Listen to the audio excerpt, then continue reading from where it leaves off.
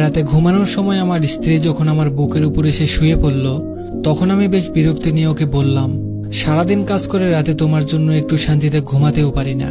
এমন ন্যাকামো না করলেও তো পারো, তোমার জন্য কোনো কাজে শান্তি নেই আমার। আমার স্ত্রী তখন বলল, তুমি তো জানো আমি তোমার বুকে মাথা না রাখা পর্যন্ত ঘুমাতে পারি না।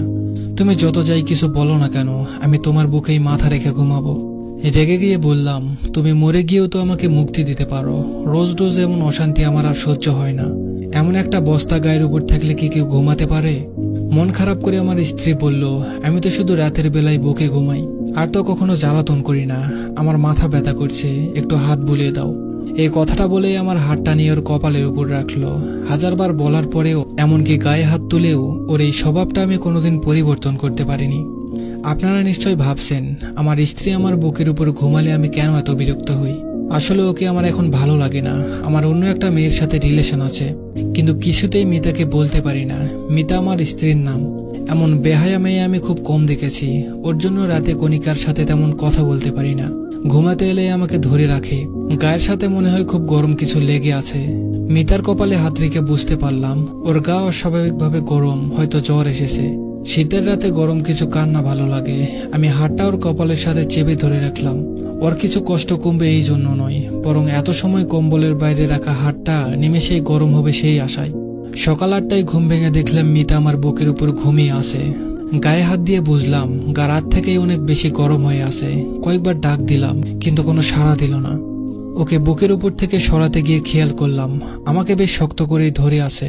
তবুও ফ্রেশ হতে চলে গেলাম, কিন্তু মিতার অবস্থা ক্রমশই খারাপ হচ্ছে।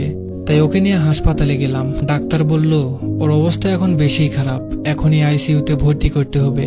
কিন্তু আমি ওর জন্য এত টাকা নষ্ট করতে পারবো না, তাই সাধারণ মহিলা ওয়ার্ডে ভর্তি করে দিয়ে চলে আসলাম। অফিসে এসে কণিকার সাথে গল্প জুড়ে দিলাম। মেয়েটা আমাকে ছাড়া কিছুই বুঝতে চায় না। কণিকা আমার অফিসের কলিগ। ওর হাসি মাখা মুখটা যে কোনো পুরুষকেই নিজের কাছে টানতে বাধ্য করবে।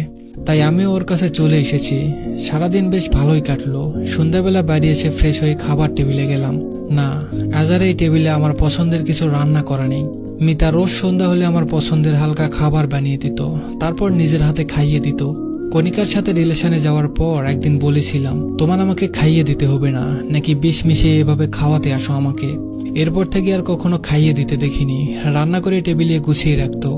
আজ মিতা নেই, তাই কেউ কিছু বানিয়ে রাখেনি। খাটে গিয়ে শুয়ে কণিকার সাথে কথা বলতে লাগলাম, কিন্তু এখন ওর সাথে কথা বলতে ভালো লাগছে না। সারাদিন মিতার কোনো খোঁজ নেওয়া হয়নি। আচ্ছা, ওর কি জ্ঞান ফিরেছে, নাকি ও আর নেই? না না, আমি এসব ভাবছি কেন? আর ও মারা গেলেই তো আমার আর কণিকার জন্য ভালো হয়, কিন্তু মনকে কিছুতেই শান্ত করতে পারছিলাম না। সাথে পেটও বুঝিয়ে দিচ্ছে তার খাবার চাই, কিন্তু এখন বাইরে যেতে ইচ্ছে করছে না। আর মনে বলে উঠলাম, মিতা, আজকে রাতে না খাইয়ে রাখবে নাকি? তুমি আসলেই কোনো কাজের না। দুপুরে টিফিনটাও দাওনি আজ। হঠাৎই খেয়াল আসলো মিতা তো হাসপাতালে ভর্তি। মেয়েটার আর কোনো খোঁজ কেন নিলাম না। সকালে একবার যেতে হবে হাসপাতালে, দেখি কেমন আছে। এখন ঘুমিয়ে পড়ি, কিন্তু শুয়ে কোনো শান্তি পাচ্ছি না, কিছুতেই ঘুম আসছে না। আজ মিতা নেই বলে কি এমন হচ্ছে? হয়তো বুকের উপর কেউ না থাকলে ঘুম আসে না। অভ্যাসটা খারাপ হয়ে গেছে।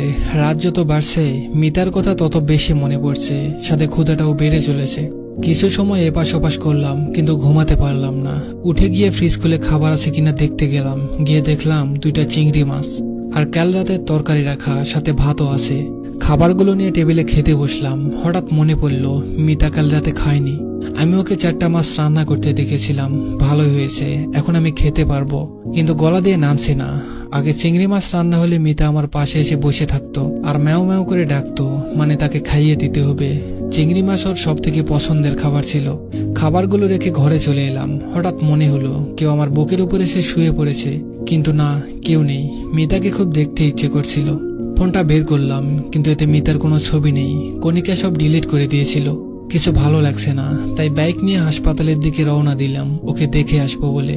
কিন্তু হাসপাতালে গিয়ে জানতে পারলাম এত রাতে মহিলা ওয়ার্ডে কোনো ছেলেকে ঢুকতে দিবে না। কিছু করার নেই বলে ডাক্তারের কাছে ওর খোঁজ নিতে গেলাম। ডাক্তারকে বললাম সকালে যে মেয়েটাকে ভর্তি করানো হয়েছিল তার কি অবস্থা।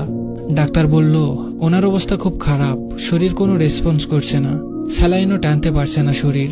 আইসিইউতে না রাখলে যে কোনো সময় খারাপ কিছু হতে পারে। বললাম তাহলে তাড়াতাড়ি আইসিইউতে রাখার ব্যবস্থা করুন। ডাক্তার বলল এখন আইসিইউতে কোনো সিট খালি নেই, আপনাকে অন্য কোথাও দেখতে হবে। একটা সিট খালি ছিল যা বিকেলে বুক হয়ে গেছে। ডাক্তারকে কিছু না বলে চলে এলাম সেখান থেকে। শহরে আর কোনো ভালো হাসপাতাল নেই। বাইরে নিতে গেলে এখন অনেক সময় লাগবে আর অনেক টাকা খরচ হবে। বাড়ি ফিরে এলাম, কিন্তু বাড়ি ফিরলে মিতাকে বেশি মনে পড়তে থাকলো। কণিকার জন্মদিনে আমার কাছে টাকা ছিল না, অনেক চিন্তায় ছিলাম।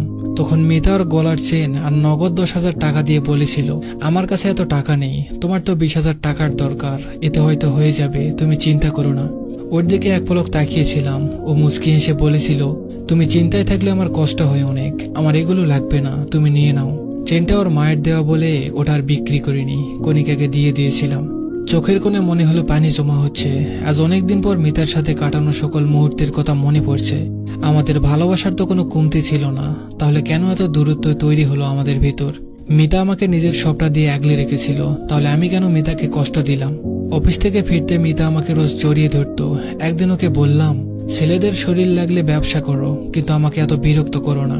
সেদিনের পর থেকে মিতা আর আমাকে জড়িয়ে ধরতো না। শুধু রাতে আমার বুকে ঘুমানোটাই পরিবর্তন করতে পারেনি। ওর নাকি আমার বুকে না ঘুমালে ঘুম আসে না।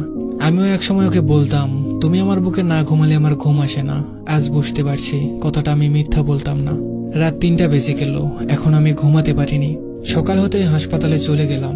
আজকে মিতাকে আইসিইউতে রাখবো, এখানে না হলে অন্য কোথাও। মিতাকে ছাড়া আমি এক রাতও থাকতে পারি না। আমার করা সব কাজের জন্য মাপ চাইবো, আর কষ্ট দিব না ওকে। হাসপাতালে গিয়ে জানতে পারলাম কাল রাতে একটা মেয়ে মারা গেছে। না, এটা মিতা হতে পারে না। মিতা আমাকে কথা দিয়েছিল আমাকে রেখে যাবে না, আমাকে ছাড়াও থাকতে পারে না। মিতা নিশ্চয়ই ওর কথা রাখবে, কিন্তু আমাকে ভুল প্রমাণ করে দিল। মিতার প্রাণহীন দেহটা কেমন নিষ্পাপভাবে ঘুমিয়ে আছে। খুব শক্ত করে ওকে জড়িয়ে ধরলাম। শেষ কবে ওকে জড়িয়ে ধরেছিলাম মনে নেই। ওর মুখের কাছে মুখ নিয়ে বলতে লাগলাম, তুমি বলতে না তুমি আমাকে ছাড়া থাকতে পারো না, তাহলে আজ থেকে কি করে থাকবে? জানো, কাল রাতে আমি তোমাকে ছাড়া ঘুমাতে পারিনি। গায়ের উপর একটা বস্তা না থাকলে কি আর ঘুম আসে? কে আমাকে রোজ পছন্দের খাবার রান্না করে দিবে? কে আমাকে এতটা আগলে রাখবে? আমি তোমাকে আর কষ্ট দিব না। এই দেখো, আমি তোমাকে জড়িয়ে ধরে কথা দিচ্ছি, আমি আর কথার খেলাপ করব না। তুমি জানো কাল রাতে আমি তোমাকে ছাড়া কেমন ছিলাম? ভাতও খেতে পারিনি।